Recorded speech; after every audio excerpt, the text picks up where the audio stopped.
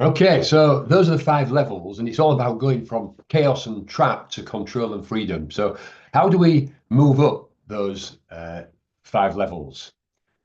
So, there are three core pillars of business. The first pillar is your vision. You must clarify vision. If you don't know where you're going, you're never going to get there or be able to communicate to your team so that they can help you. Getting clarity on where you're going means you can then efficiently put the right things in place to have the amazing business and lifestyle you deserve. The second pillar is velocity, and specifically being able to control the velocity. If you don't have control, you'll spend your time crashing from one cash flow disaster to an operational disaster to another. Trapped in a business you can never escape. Having the right systems in place means you can deliver consistently and gain a predictable income. So then finally, it's about value and creating long-term value. Without clear financials and a team you can trust to grow, not just maintain the business without you, the business will stagnate. You'll be able to sell it for a handsome profit, or if you prefer, you can stay and work on it because it's your choice, not because you have to.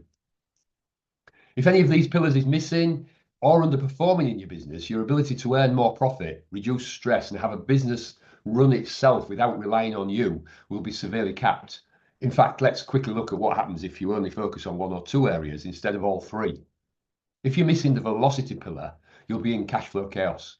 A clear vision, but constantly in danger of either not growing fast enough or growing too fast so that you can't cover short-term needs. Then if you have the vision and the velocity, but you're not thinking about creating value, then you'll know what the business is that you want to build, but you're constantly busy and everything is reliant on you. And finally, if you're missing the vision, and this may be because the plans just haven't been communicated properly, then the business may be growing, but there are always issues arising because there isn't alignment in the company of what everyone is aiming for. So that's what the nine-step roadmap is for. And this is the roadmap you need to move from where you are now to your ideal business. And I'm going to cover that in a later video.